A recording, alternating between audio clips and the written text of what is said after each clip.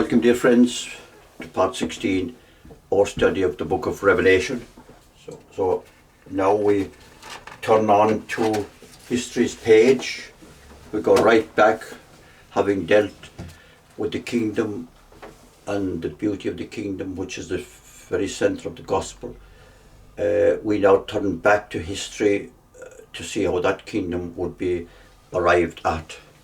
And we start by the legendary Four Horsemen of the Apocalypse in Revelation chapter 6. This is the first history chapter. It is the first which starts to foretell the actual history of the Europe, of course, especially from that time up to this present time.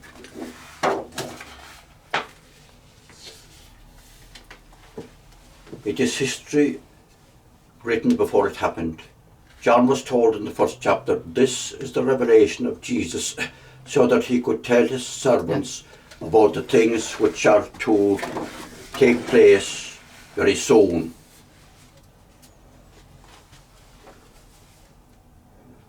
They were to start to take place very soon after John wrote the book of Revelation, and they would continue until the second coming and the setting up of the kingdom.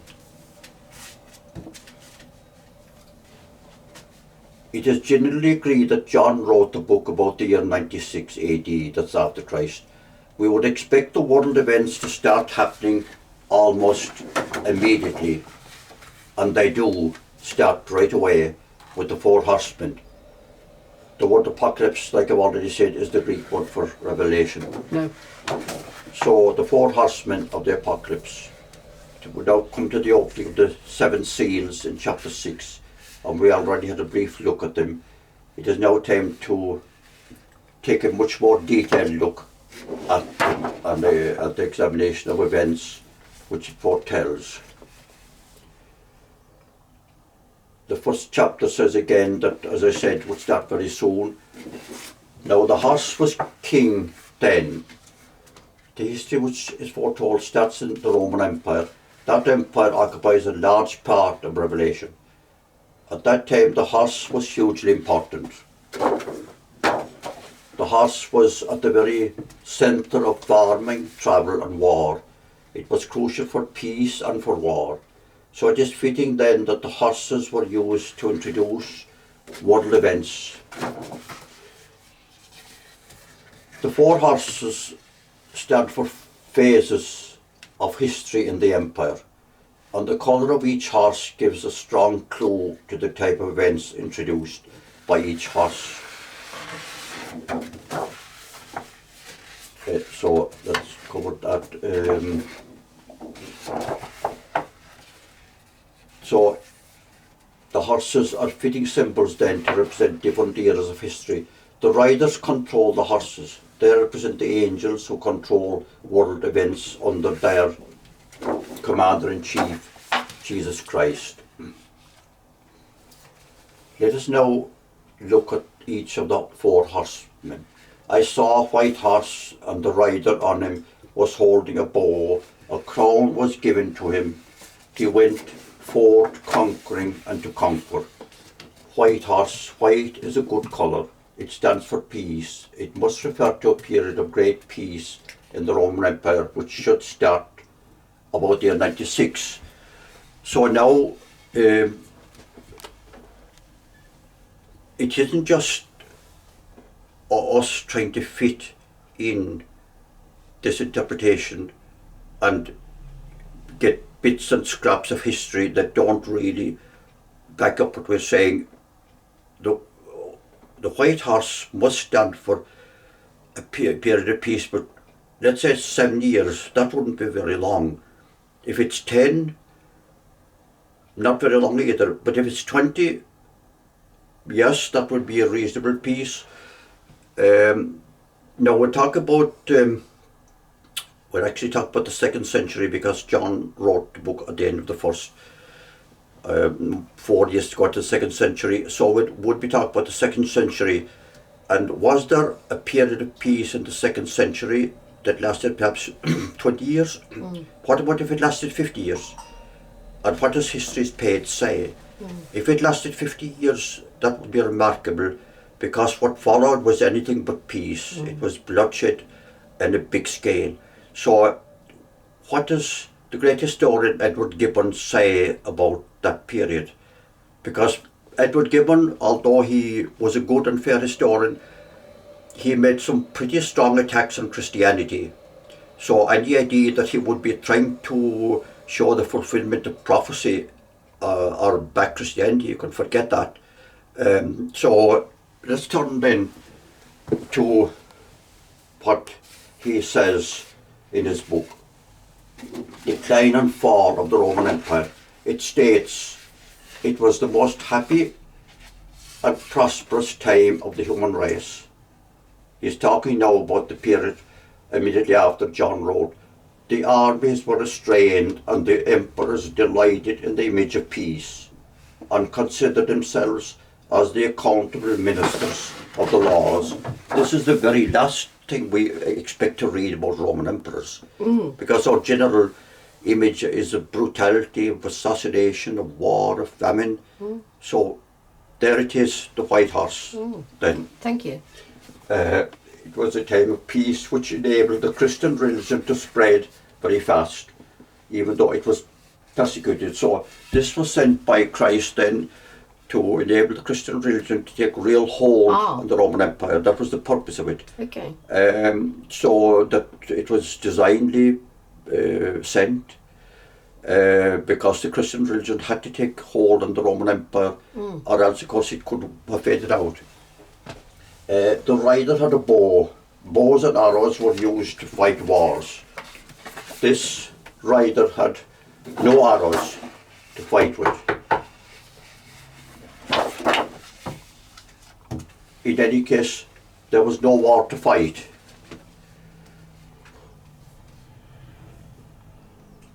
A crown was given to the rider. This was a Stephanos, which was the laurel wreath given to the winners in the Olympic Games. But the usual crown for political victors was a diadem.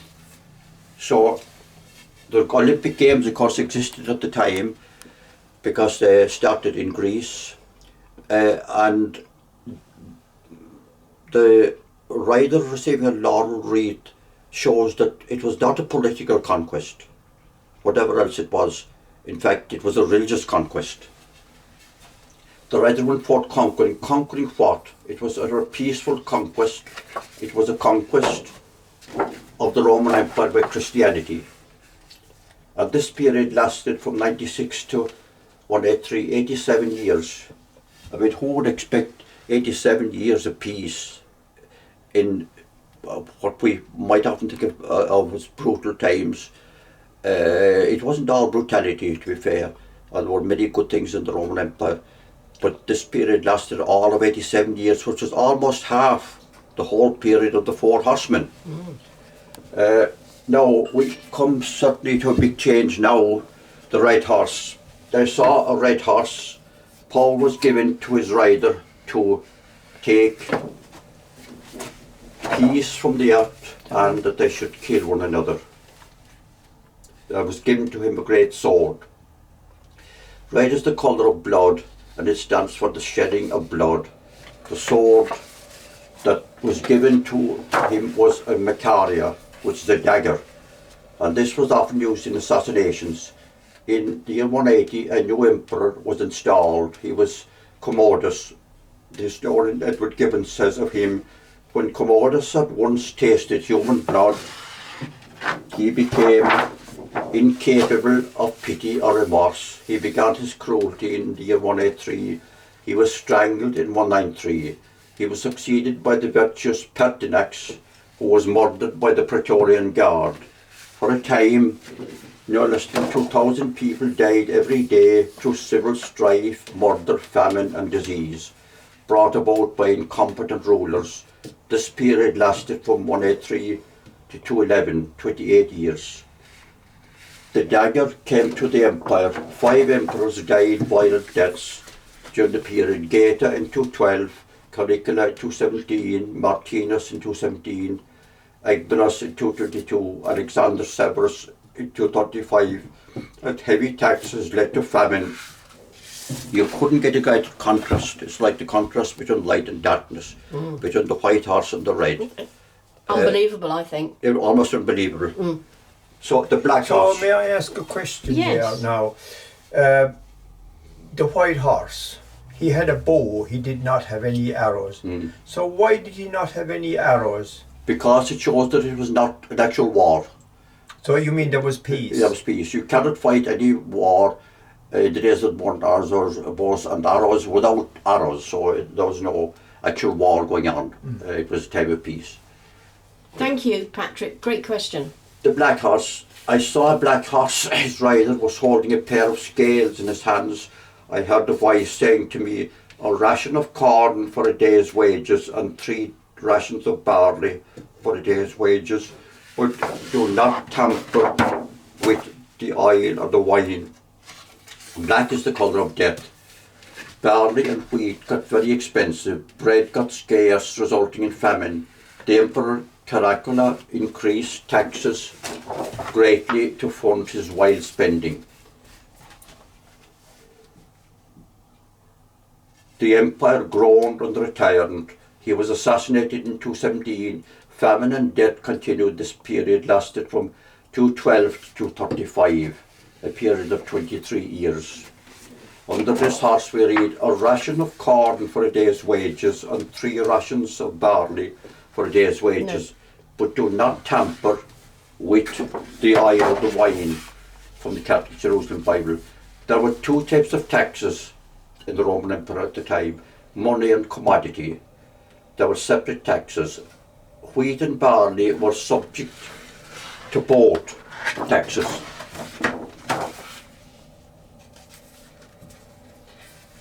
Whereas the wine and the ale were only subject to the commodity tax. That is what is meant by "do not tamper with the wine or the oil." It meant that the increased taxes would not affect them so much. These were luxury goods, mostly only available to the rich. That was one of the reasons why the distress of this period hit the common people so hard. Now the fourth and last horse, the pale horse. I looked and saw a pale horse, and his rider was called Death, and hell followed at his heels. Authority was given to him over a 4th part of the earth, to kill with the sword, with hunger, with death, and with the beasts of the earth. A pale horse. The word pale is Greek. In the Greek is chloros, and it means sickly pale. Death and hell, death and the grave would be a big part of this period. Power was given to them over a 4th part of the earth. The earth means the Roman Empire. It was divided into 4 parts. It wasn't formally divided until well into this period, but usually the formal divisions and formal events actually reflect the reality that went before. So it's fair to say that there was unofficially a division of 4 of the empire before the formal division.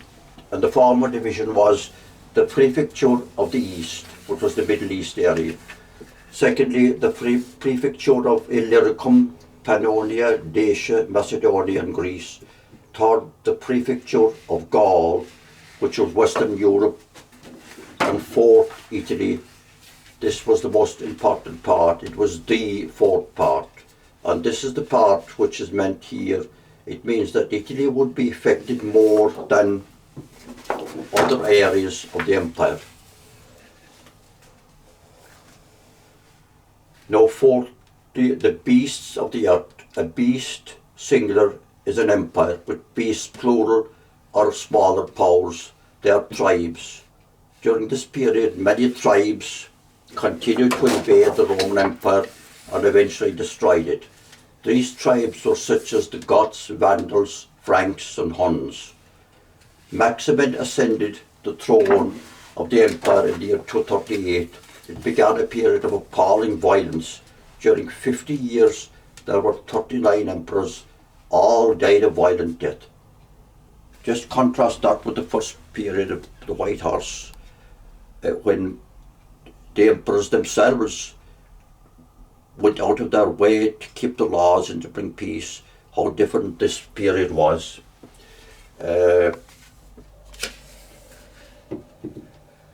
A deadly pestilence raged from the years 250 to 265, killing as many as 5,000 people a day. This period lasted from 235 to 303. That is a period of 68 years. Now, Edward Gibbon, we go back to him again.